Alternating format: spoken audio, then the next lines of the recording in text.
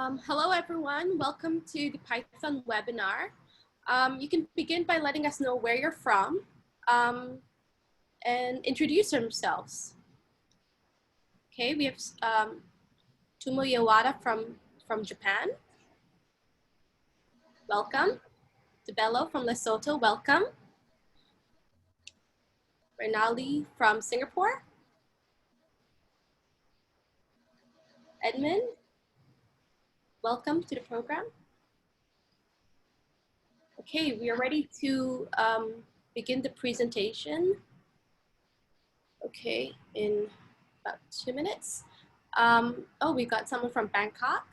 Welcome. Lillian, hello.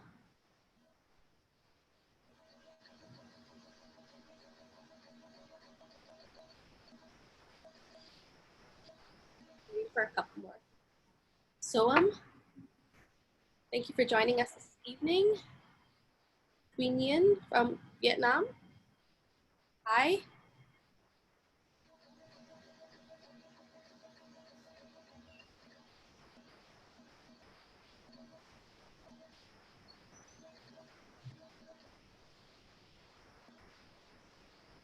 Hi, Lily, Sachin, welcome. Vera, thanks for joining us today. Okay, I think we'll be ready to start. To begin, I'd just like to point out for anybody who's new to Zoom on some issues that you might face. So if you're facing some audio issues, you can click on the arrow next to the button microphone located at on the bottom of your Zoom screen. So just to make sure your audio settings are correct. And then you can, if you have any questions for us, for our professors, we'd be happy to help. So please ask your questions in the Q&A button, which is in the middle of your Zoom screen. And we're ready to start. So for today's agenda, we're going to begin with a brief introduction about our speakers, and then we'll follow that up with a background on the NUS Business School and our partnership with Emeritus. And then from here, we professors Eli Tung and Xiangpeng will provide a program overview, and then our Emeritus team will share about the learning experience and the journey. And lastly, we'll open up the floor for some Q&A. So today joining us, we have professors, Professor Eli Yilang Tung from the Department of Analytics and Operations here at the National University of Singapore. And Professor Eli is one of our core instructors offering the Python program at the NUS Business School. He has collaborated actively with industry partners to solve real business projects by applying analytical techniques, including a project on demand forecasts for patient arrivals in emergency departments of major public hospitals in Singapore.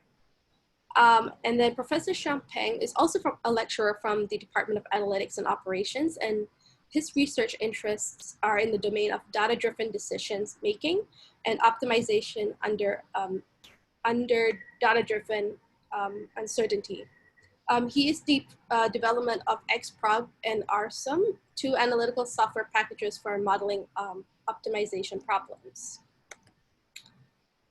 So founded in 1965, NUS Business School is one of the world's leading business schools, distinctive for offering the best of global business knowledge with deep Asian insights, preparing students around the world to lead in Asian businesses to international success and helping global businesses succeed in Asia. So NUS has partnered with Emeritus on a joint academic collaboration to create and deliver a range of online programs. Emeritus' wide extensive network across the globe has allowed them to serve over 50,000 students worldwide. So now I'll hand over to Professors Eli and Xiang for their program overview.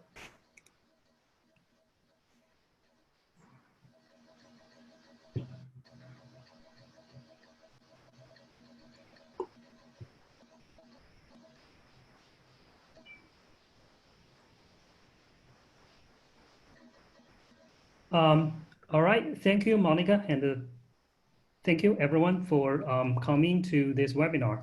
And I think I'm going to give you a brief introduction to this course. My name is Xiong Peng, and I will be responsible for the first 4 modules of this course.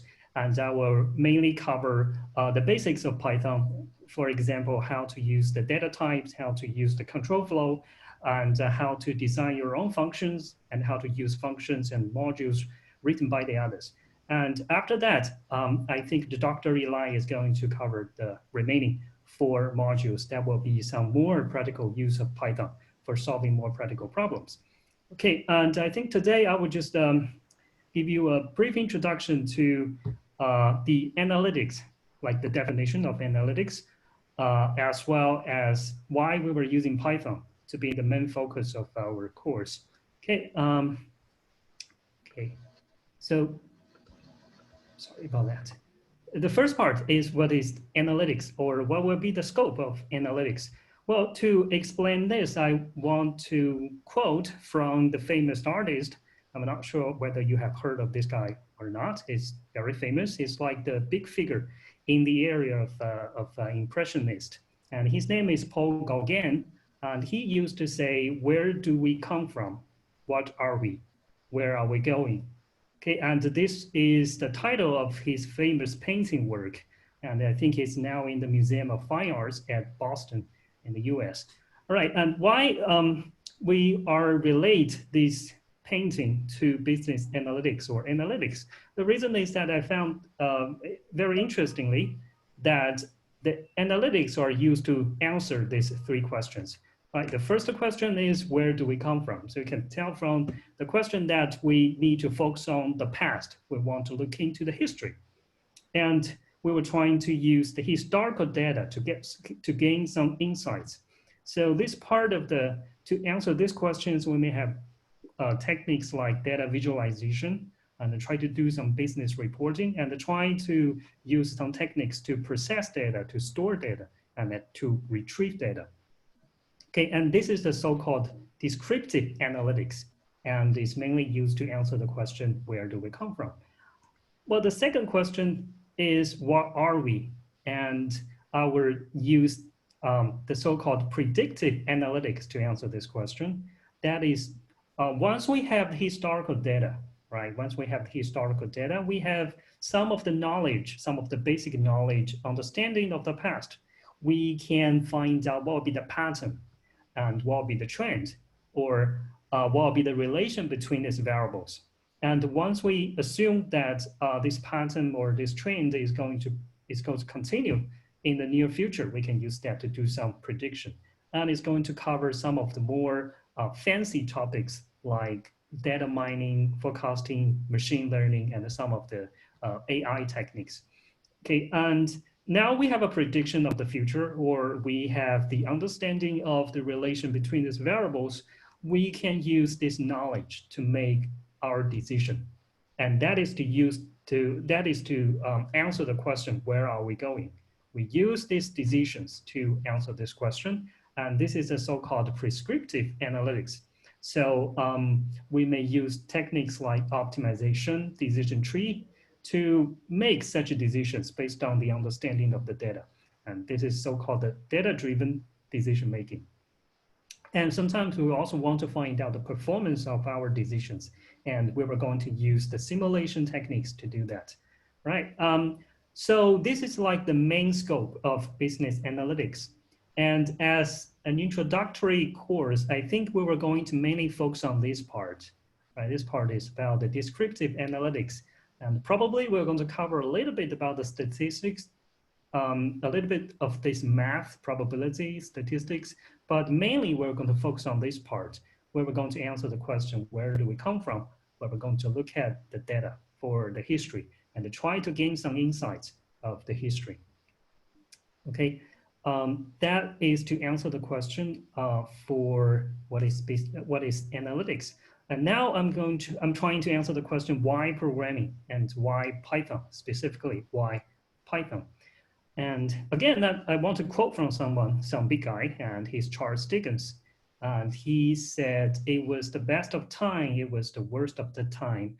well, in the beginning of his book, A Tale of Two Cities. Right. The reason I'm using this sentence to describe the situation here is I feel that this is indeed the best of time. Well, if you look at the history, look at the early days of computing, you will find that men or humans are going to do most of the work. Not men, most of the work are done by women in the early days.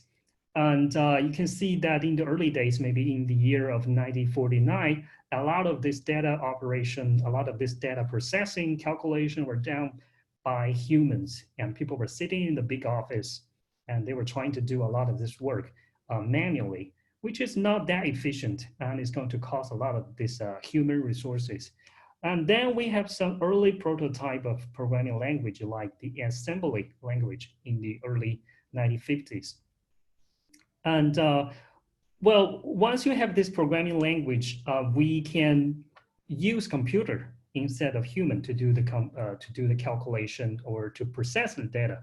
However, as the early days, you can see that this programming language is really not that easy to read, right? And think about that. If you're trying to use this programming language, it's going to cost you a long time to learn this language, and it's going to cost a long time for you to really train yourself so that you can be proficient in it. And this code is really difficult for the normal people to read. Well, we barely see any of the readable words here, or barely we see any of the English words. So the early programming languages, I think they were more for the experts, people who receive a long time of training. Well, it's going to improve the efficiency, yet it still belongs to a tiny little fraction of people in the early days. Okay, then we have something a little bit better. In the 1980s, we have the C programming language. Well, compared with the assembly languages, it's much better. At least we can see some of the English words here, right? And this is a piece of C programming code. And you can see some of the English words that we can read, such as main, void, and this count, for, right? And there are some of the words that we can read. And the readability is improved, but still, this is not that easy for people to learn. And also it's going to take a long time for people to train themselves so that they can be proficient in it. It's more for experts, not for people, the beginners or the amateurs. Well, in fact, this is a very interesting piece of code. Can you guess what does this piece of code mean? Or what does it do? I think you can freely key in that in the chat box if you have any guess.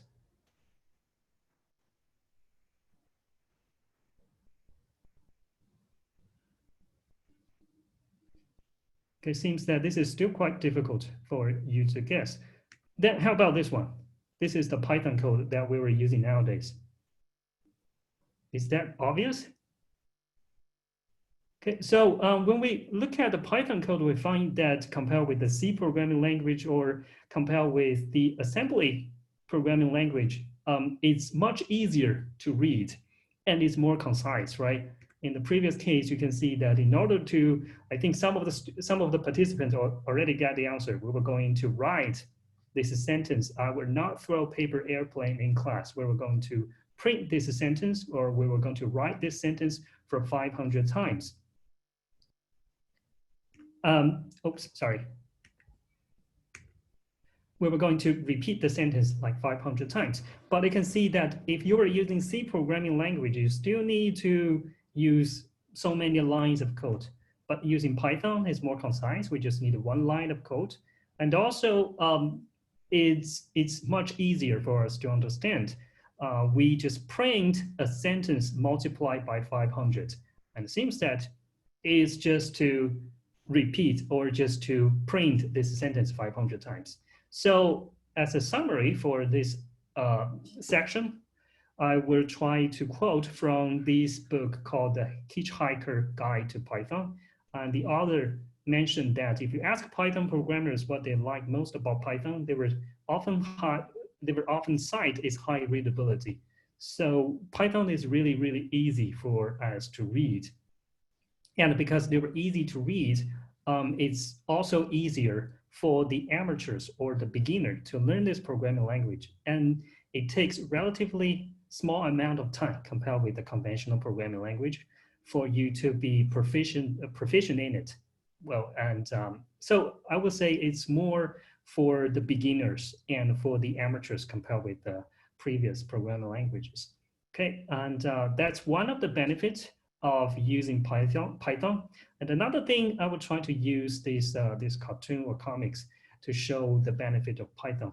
Well, if you consider the assembly programming language, and some people, they were just going to describe it as a knife with some telescope on it, right? And well, so basically the assembly language is not that easy to use. I doubt whether anyone is going to use that as a weapon in the battlefield. It's not that efficient, it's not that powerful.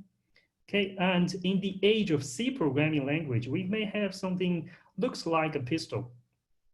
So it's more powerful compared with the assembly programming language, but still you need to do a lot of manual work in the sense that if you want to fire this bullet, you need to hammer the back of the bullet so that it can fire it. So this is not automatic. This is more like manual work.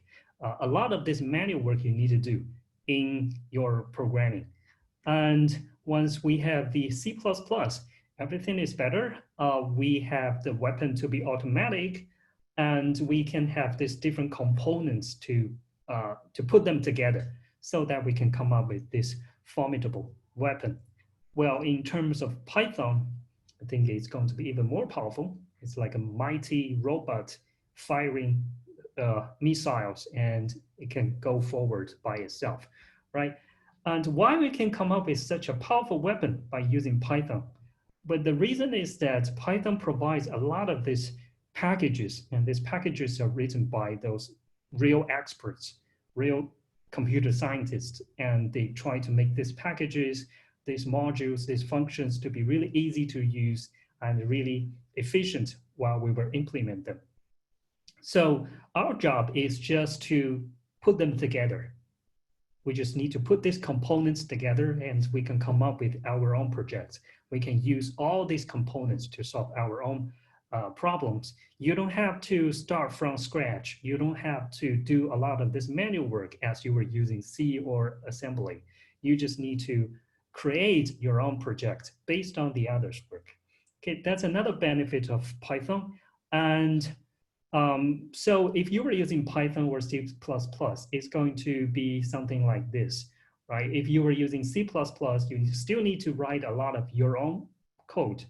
For example, you may need 5,000 or even more lines of code, but in cases you encounter some of the error messages, you'll be stuck there. And it's going to take a huge amount of time to debug or to test your code.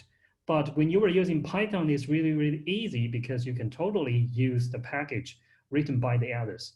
So it's going to save you a lot of time.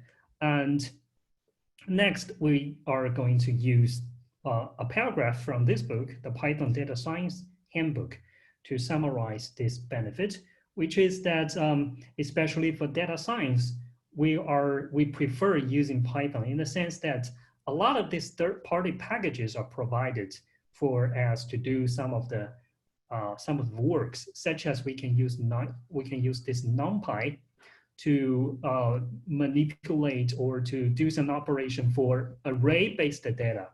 And this pandas, we were commonly using them for this labeled data.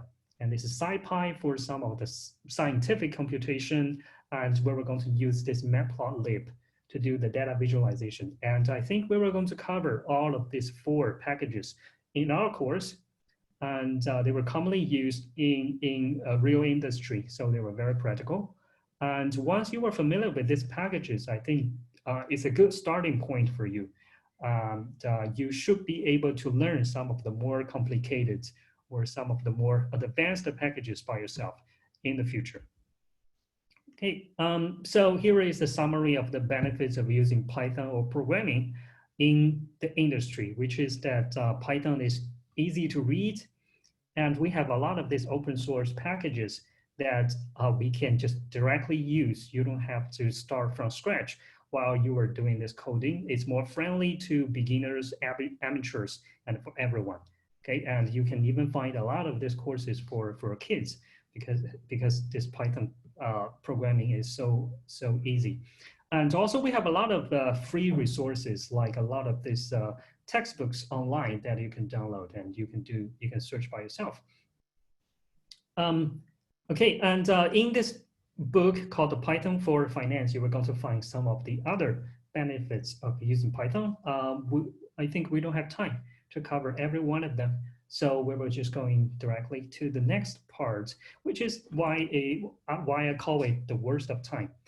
Well, if you think about nowadays, different perspective of the business, they were more or less affected by these new techniques, by the data science, by the analytics skills, right? One of the example is the finance or the trading. Well, conventionally or in the early days, you can imagine that we will have someone well suited, and this guy is going to make calls and do this trading, right? This is the conventional trader. But nowadays, all these traders, not all, but a lot of these traders, they were replaced by computers and algorithms. And one of the benefits of using the algorithm is that they can make huge amounts of transactions within a very short amount of time. And this cannot be done by humans. And we believe that by using this very high frequency trading, when we do this, a lot of transactions within this short amount of time, we should be able to outperform the human traders. Well, that's one of the major benefits. And another benefit is that you can also imagine it will be a lot cheaper compared with the real trader, right? The computers, they don't need vacations, and they don't need salary, and they don't need insurance or whatever, right? You just need to pay the electricity bill. Other than that, there was almost like free. So, well, we can imagine that in the future, a lot of these positions, a lot of these jobs could be replaced by computers and replaced by those who can really do the programming and who can use the code to solve the problem automatically. So it may not be a good time for those people who are about to be replaced. That is why I call it the worst of time. Okay. Now, I will try to answer another question, which is, what is the scope of data science? And again, we will go back to Charles Dickens. And he said it was the age of wisdom. It was the age of foolishness. I think there is no doubt that we are at the age of wisdom because we have everything to be smart nowadays. We have the smartphone. We have maybe the smart car. We have Singapore is now trying to build the smart nation, the smart city. So we can see that everything is getting smart. It's totally an age of wisdom. However, in terms of data science, not all the projects are successful. Sometimes we're going to encounter some of the failures, and I think one of the main reasons is that the strength of the chain is in the weakest link. Data science is a highly interdisciplinary field that requires different skills in different perspectives. Like you need to be good at coding, you need to be good at math, and also you need to be good at the expertise, the knowledge of your own field. All right, and if you are good at these three skills, you should be able to make good data science. Well, other than that, probably you're going to encounter some of the problems. Okay, you are not going to be that smart. So for this course, we were trying to focus on these two parts a lot. I think both Dr. Eli and I, we were trying to focus on these two parts, the coding and some math for you to understand the data science better. And you should try to apply this technique to your own expertise. I think you are from different areas and you are experts, professionals in different areas. You should understand your own area better. Okay, so we will highly encourage you to apply these techniques to your own expertise, to your own area. Okay, that will be the focus of our course, or that will be the skill set of data science.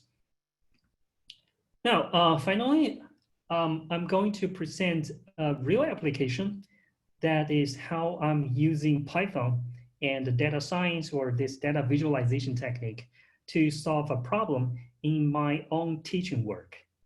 Okay, and this is a real case in my own teaching work. I have a fancy name for it. It's called Online, but not on time. And it's a very strange name, and soon you will find out why. Okay, and again, I'm trying to use another one's quote, and it's called Vini Vidi Vici. I'm not sure whether my pronunciation is correct or not, because this is not English, this is Latin.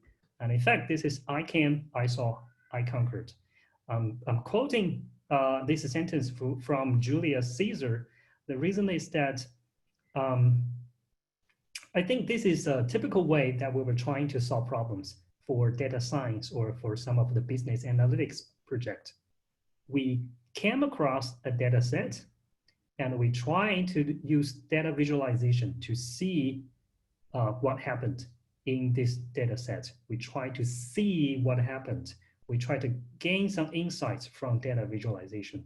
And once we have this basic knowledge, once we have this insights, we would be more competent to conquer this problem. Okay, so I'm using this sentence, I'm using this quote to demonstrate the general procedure for solving such problems. And okay, the background of the application is that, well, everyone knows that last semester or the first half of the year, we experienced a hard time because of the COVID-19. And Singapore is experiencing the circuit breaker period. And all the students, they have to stay at home and watch the lecture videos. Everything goes online. We have no face-to-face class anymore. And everyone stayed at home watching the lecture video, try to do the exercises by themselves. Okay, so we want to track how students are learning at home. So we were using the education platform to collect the data. And basically we were trying to find out when they were watching the video. The reason we want to find out when is because this is a Python learning course where all of these topics, they were kind of giving as a continuous manner, so that if you have any problems at the beginning, and this problem is going to grow and grow and grow, and it's going to be like a snowball, you're going to have a lot of issue at the end of the semester. And finally, you will find that all these topics, all these materials to be unmanageable. So we want to find out when they were watching these videos. We want to find out how close they were following our lecture and how long they have watched these videos, of course, because it demonstrates how hard they were working on these courses. And finally, we want to find out the influence on their final examination, how this watching video activity can actually influence their final examination grades. And we did some of the data visualization. And this is the case for the average watching minutes for each of the students within the 14 days. And we find that around 24%, even more, of the students, they never watch any video during this 2 weeks. And some of them watched maybe below 20 minutes.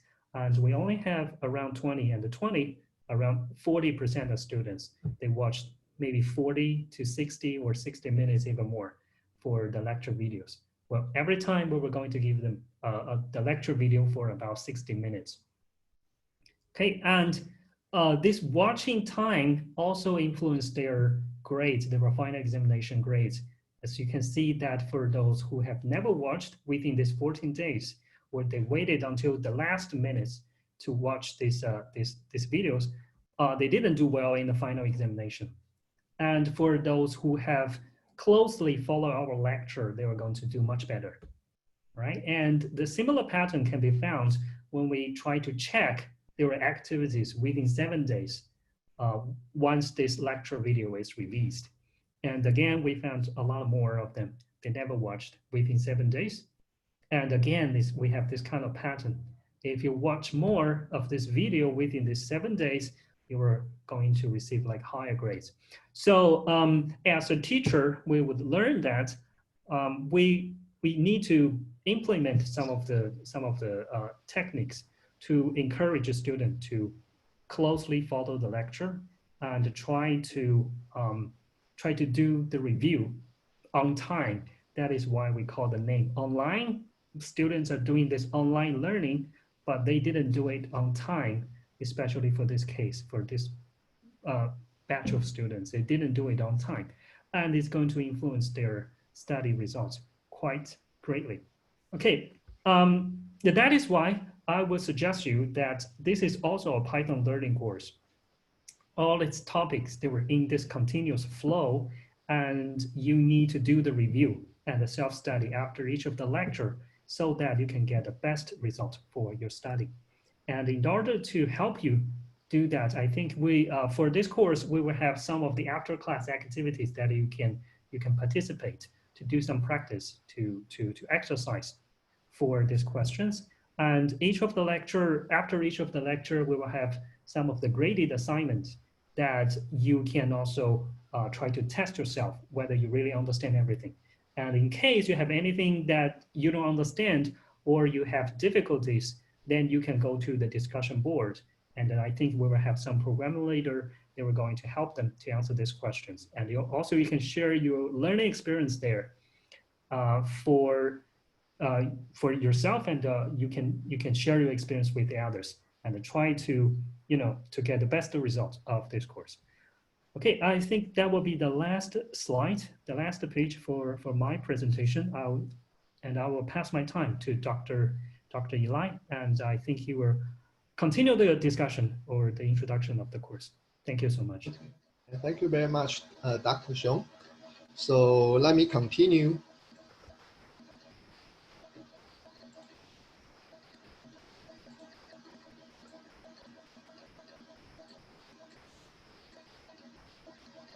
Okay, so thank you all again for attending this webinar, right? And for me, I will be in charge of from module 5 to module 8. So in the first 4 modules, I think you will learn some basic Python skills, but this is not sufficient to do some analytic projects. So from module 5, I will introduce some advanced packages suitable for analytics. So basically, the reason why now Python is so popular, this is because, right, Python has a very big ecosystem. So this means that there's a big community with a lot of developers who will contribute a lot of new packages suitable for analytics. But for this course, we only focus on 4 key packages you will use in answering your analytic project. So for example, right, I think you will learn some pandas. This is very useful for descriptive analytics. So, and this is very important, right? Because when you start doing your analytical project, you only have the raw data on hand. So you must be able to clean or manipulate your data. So you will have a good data set to answer your questions. So pandas can help you finish all these tasks. Then after preparation for your data, so you will do some basic analysis to summarize your data. So next step, visualization is very important, right? Visualization is an effective way of conveying information to your audience or your readers. So I will introduce Matplotlib, right? It's a very powerful visualization package. And in Matplotlib, right, there are many types of graphs you can use, and we will cover most of it. So move on. we will briefly discuss predictive analytics. So, however, the scope of predictive analytics is quite broad, so we don't have time to cover everything. So instead, I will briefly discuss like sampling concept and the probability distributions. So because in doing any analytic projects, especially in business, you must know how to describe uncertainty, right? So probability is important. And how to answer those probability questions.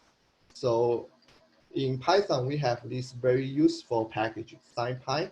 SciPy is the core of some scientific computation capability in Python. So that's the reason why I will introduce SciPy for you. So move on. Let me give you a very quick real case to show the power of analytics. So in your learning, basically you will revisit this data set again. It's about patient arrivals at Singapore's major hospitals. So very frequently, when you start your project, right, you will get some raw data from the your collaborators' data warehouse, like this one, right? So you can have this spreadsheet-like data set. So each row should be a patient arrival. So we know when the patient arrived at the emergency department. And we also know the registration time, triage time, those information, as well as some attributes of your patients. So those information can be collected from the hospitals. So with this data set, right, it's quite messy. So we must use this to answer some basic questions. For example, right, we try to have this or try to answer this question, try to make a staffing plan, right? So, you know, like other business application, we need to know customers' demand.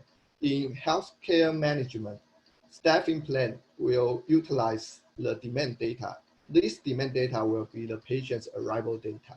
So we want to use the raw data set to find out some summary information about patient arrival. Like this one, maybe you try to find out the average number of patient arrival in each hour of a day, right? However, if you just have this raw data, it's not easy to answer, right? Because you just have every individual's data. So you must know how to filtering your data, how to grouping your data. Those techniques are very important to help you clean your data and prepare your data for further analysis. So in doing this kind of descriptive analytics, I will give a brief introduction to pandas. And using pandas, I think we have very powerful functions to simplify your filtering task, also your grouping task. Those can be done very quickly and easily. Moreover, right, pandas also provides some basic summary statistics. So you can summarize your data numerically very quickly. So this is about descriptive analytics. So you will learn pandas in details, right? So you will learn how to clean and manipulate your data to arrive at your answers of some analytic questions. Move on. After preparation for the right data to answer your questions, the next step, you try to show your findings to your readers or your audience. So visualization is very important. So I will cover visualization and using Matplotlib this package. And the Matplotlib this package is very powerful and it can produce very high quality drawings. Here I just show you two examples, right? I just show the line chart to make comparisons between different hospitals waiting time, right? So you can use a Matplotlib to produce this kind of chart very easily. Moreover, right, like the previous question, we try to understand patient's arrival pattern. So how can we visualize this after preparation for the right data? After summarizing your data, then next step, you try to visualize, right? Again, you can use Matplotlib to produce this kind of chart, right? We can quickly notice that the peak hours will be about noon, right? It's about 10 to 12 p.m. This will be the first peak of patient arrival. And afterwards, right, we can see the second peak in Singapore. It's about 9 to 10 p.m. Sorry, 8 to 10 p.m. So through visualization, you can convey your information very quickly. So, and this can attract your audience attention, right? Next, we will briefly discuss predictive analytics. But again, here I just introduced SciPy. But SciPy is a very big package. It includes a lot of sub packages. So we will not have time to cover everything. So the main focus on STAT, this package. So by learning STAT package, you will learn some basic scientific computation functions, like how to compute the summary statistics of your data. Moreover, I will emphasize the random sampling and the sampling concept. Those can be done very easily using SciPy, including random number generation. Because, right, sometimes in the future, if you try to model a real business problem, maybe you will try to use a simulation to answer or to mimic your system. So random number generation is also important. So this will be covered in the last module. Also, probability distributions will be briefly discussed, right? So to apply some predictive analytic skills, you must know some basic probability distributions and the concepts.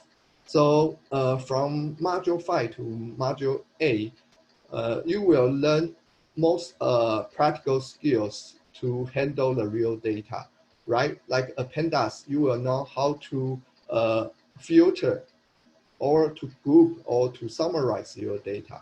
Then you will try to present your findings using some effective visualization techniques. The last thing is about SciPy. So you will learn some basic skills to do some scientific computation. Also, the basic probability calculations. So yeah, so from module 5 to 8, you will learn those skills. Okay. Yeah, I think I can finish my presentation here. So Monica, would you want to take over? Yeah, sure. I'll take over. Okay.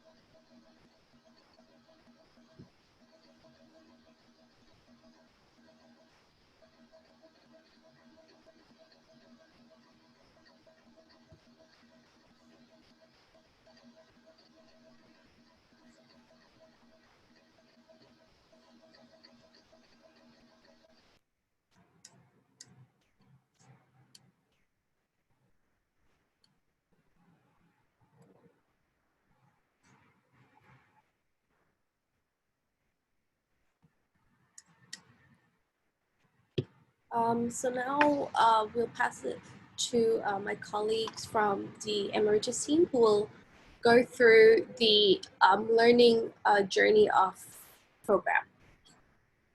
Lilith, I'll pass it to you. Yes, thank you, Monica. Hello, everyone. My name is Sujit. I'm from Emeritus Design and Learning team. So Professor Eli and Ben will introduce what the course is about and what are you going to learn both about Python and analytics. I wanted to just quickly cover how you are going to learn, how is it going to be covered throughout the weeks. So one of the things that I wanted to highlight is your learning journey. So usually what happens when you join our program, sorry, can you hear me now? So when you start the program, your first week will be orientation week, where you will be introduced to Canvas, you will be introduced to your fellow learning mates, and you can connect with them, with your peers and all. And each module, this is an 8-week program, which means in each week you will be learning some new topic or new module, and you will get access to each module every Friday. And every Saturday, you will have your live sessions with the program faculty. So it would be either Professor Eli or Professor Ben, depending on the topic. We will also have our program leaders who will be available to assist you if you have any questions regarding the program or the topic that you were not able to cover, you missed anything. They will also help you with your assignments if you have any doubts, you can clarify with them. And also you will have our program support to follow up with you to ensure that the assignments and the discussion boards or the quizzes, everything is submitted in time. Should we go to the next slide, Monica? Yep. Okay, the other thing what I wanted to highlight is what kind of learning elements are there. That means when you go through the program, how we are going to ensure or help you to master what has been covered. So it will be done through self-study activities. There will be some optional activities. There will be some required activities. You will also have the discussion boards. Now, discussion boards are optional. However, we do recommend you to go and take part because that way you will also learn from your peers.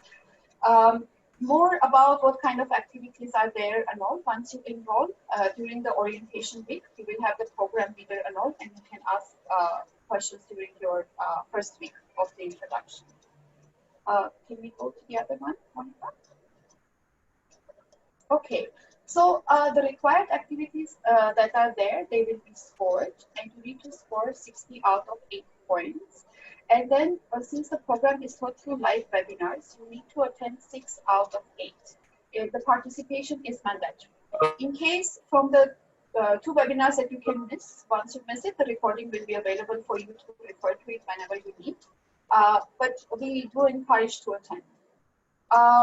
The required activities are going to be marked complete or incomplete. So if certain activities you have not completed fully before uploading it on the learning platform, then it will be marked 0. You will have your program leaders again available to help you to ensure that everything is complete and as you progress through the program. And the other thing is besides the live sessions with the faculty, you will also have live sessions that will be available with the program leaders where you can ask your doubts regarding the assignments or quizzes or about the topic. So this will be the learning journey. Can you go to the next one, Monica? So upon completion, you will receive a certificate from NUS Business School. This will be a digital certificate. Both NUS Business School and Emeritus do not issue the hard copy. It will be a digital certificate that will be emailed to your email address that you have used to register for the program. Next one. And program starts 24th of July. The program fees are $1,200 US dollars. We have noticed one of the questions that we've been getting asked frequently is why is it American dollars and it's not Singaporean? That's mostly because this is a global cohort and we were trying to get a common currency so that it's easy for all the other participants to pay and enroll. And there are multiple payments options available. You can pay it in 2 installments or in 3 installments. You can get in touch with our program advisors and they can guide you with the payment schedules and other details. Okay, now we open the floor for questions with the faculty. Please post your questions in Q&A box because we are not monitoring the chart for questions. Over to you, Monica and professors.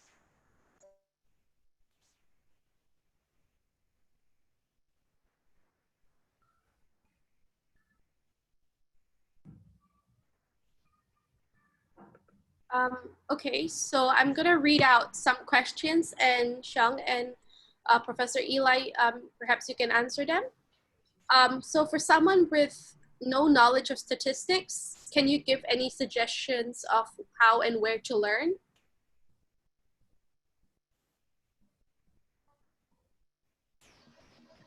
Uh, so in Module A, I think I will briefly review those probability distributions.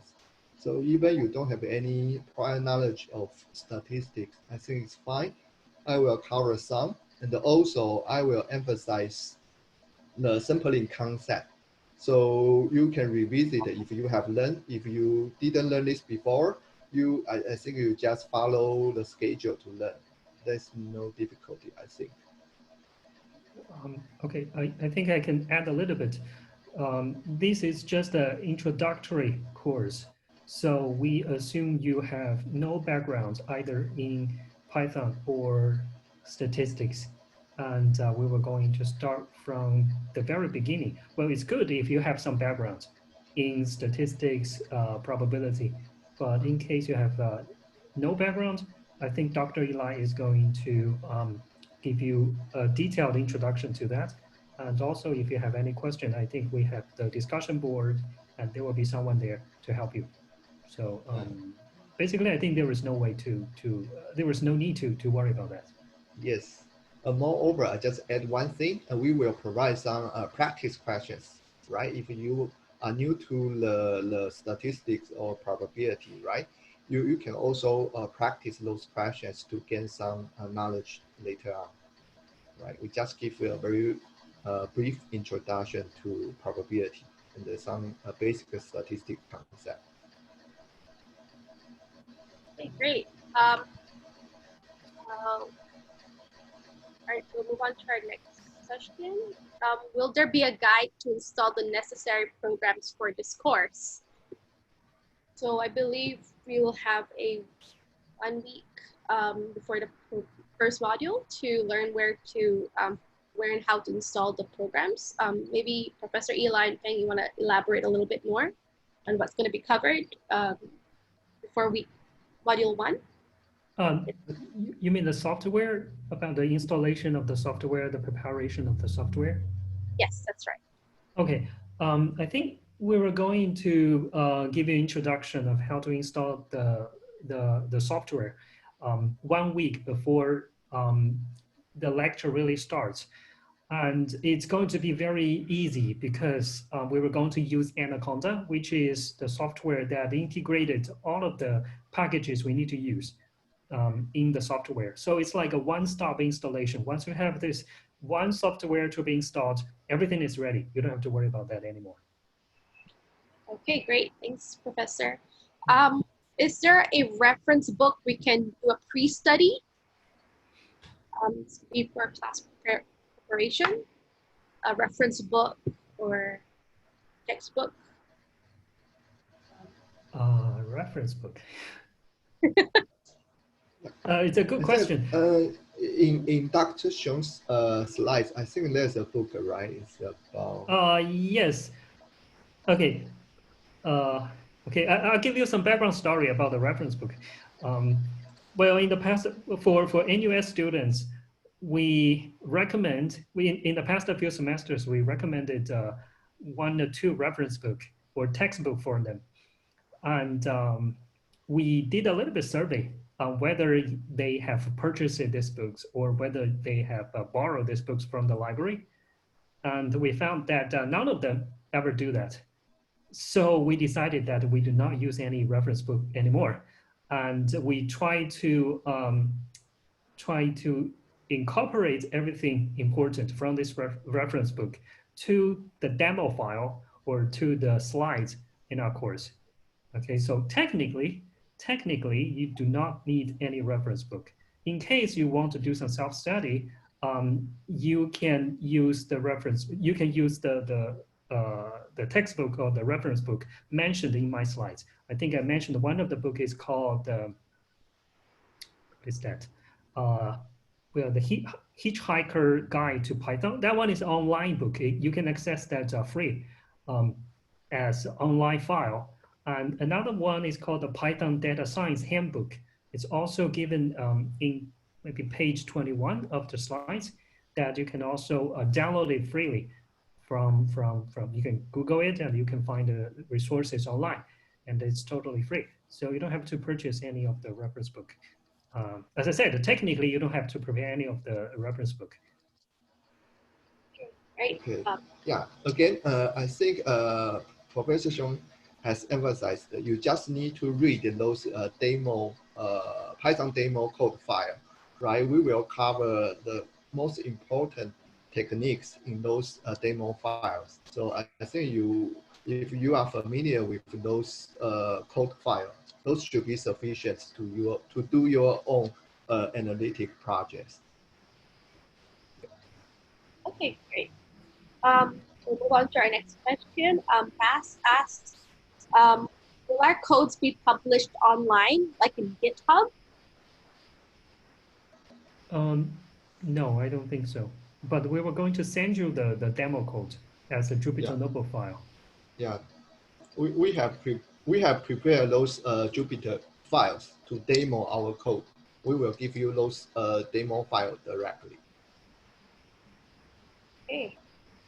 Okay, so we're getting a few questions regarding background. So if someone has no background or experience in programming or statistics, how well do you think they'll be able to take in the information in this course and succeed in this course?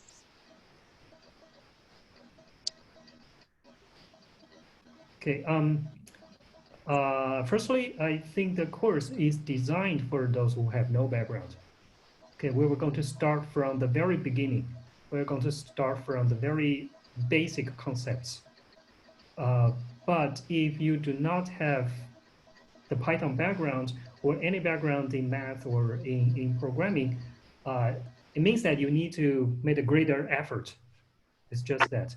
If you follow the lecture, if you closely follow the lecture, I don't think you have any trouble with understanding the content.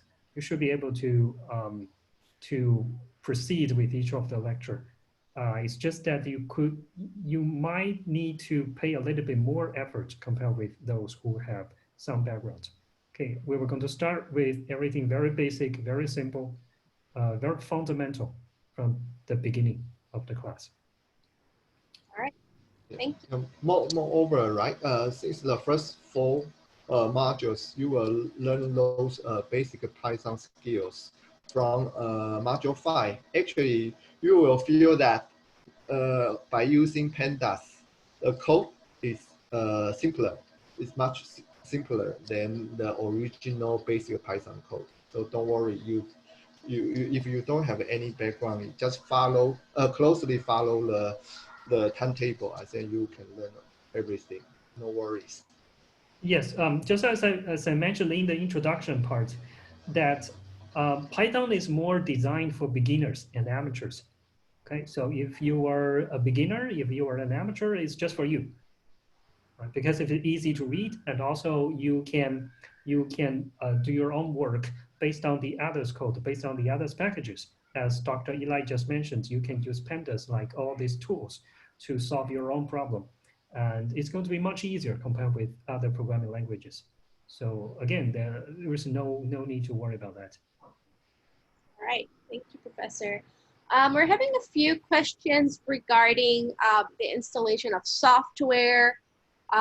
Is there any like computer recommendations, like which software to use, or how they can, is there any computer settings that will be required for the software installation? Yeah. Okay, there was no specific requirement for the computer. I think the software works for both the MacBook as well as for the Windows Assistant. So we don't have a specific requirement for that. And as I said, it's the one-stop installation. We just need to install Anaconda and everything is there. So Okay. it should be quite convenient to do. All right, I think we'll move on to our last question. Will sample data files be provided as part of the course? Okay, we have a few more questions. Okay. So will sample data files be provided as part of the course? Yes. Yes. Yes. Mm. All right, the next question is, do you cover deep learning and use packages like scikit-learn? No, basically we just discussed SciPy only due to time constraint. Yes, and I think the scikit-learn could be a little bit difficult for beginners. Yes.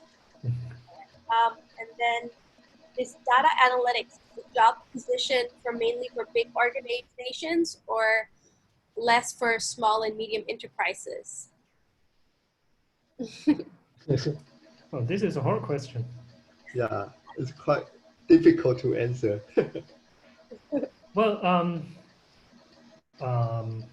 probably I can answer it a little bit because my wife was looking for a data science job last year. Well, the situations are totally different this year. Everyone knows that because of the COVID-19. So I can say something about what happened last year. Well, last year, I feel that there were a lot of these positions from these conventional companies. Well, and she got an interview from companies like a fashion design company. Can you imagine that? And another hedge fund company, and what else? And a chemical company doing this chemical products. So I think in Singapore we can see there is a trend that some of these conventional companies, not like the high tech, like the Grab or some of the AI companies, they were using this data science, or they were trying to hire people who know data science, but also those conventional companies, they were trying to follow the trend.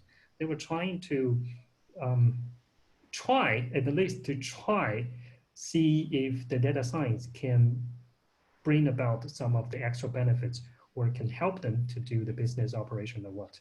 So yes, according to our experience, especially my wife's experience, I think last year at least, we saw a lot of these maybe big companies and some of our like startup companies, small ones, and they were making some devices for some of the monitors, the sensors. And also she received an interview from OCBC, and they set up a AI lab to do the data science. So you can see the banks as well as the chemical companies, this conventional, and the fashion design, all these companies, they were, at least I think they were trying. They were trying to use data science to apply these techniques in their daily maybe business operations. But that is my observation. Okay, great. Okay, so we have another question. I think we'll just have our last question. Would you say that this course is geared towards teaching the foundations of data analytics more than a hands-on programming course? Sorry, I didn't see the question. So is this course towards teaching the foundations and concepts of data analytics, or is it going to be like more hands-on programming course? I think we try to find out a balance between the two. We will try to give you some basic theoretical foundations. Otherwise, you cannot do, right? However, Python is the main tool you need to use. So you must have those practical skills to write your own code, to answer your own questions. We try to find a balance between the two. Yes, and I think I want to add a little bit, because we need to consider the variety of the audience or the participant. Someone may have some a little bit programming background, someone may have totally zero experience before. And because of that, we need to start with something very basic, very easy. And also, as Dr. Eli just mentioned, you need to have some practical practice, right? You need to do some practical projects or case studies so that you can really understand these concepts. Because of that, you will see the learning curve would be a little bit steep, meaning that we start with something very simple, and we were going to cover more and more topics as we proceed. And especially for some of the modules, probably you will feel that there will be a lot of content, and you need to do more of exercise to really understand it. Right. Thank you, Professor Peng. I think that's all for the questions that are coming through. I think we're prepared to close the Q&A session for today.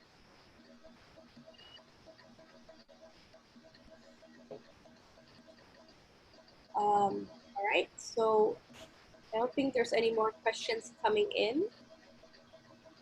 I'd like to thank again everybody for taking the time to join this webinar this evening. We look forward to welcoming you to the program. So if there's any other questions, please do feel free to email us, and hope to see you soon. All right, thank you.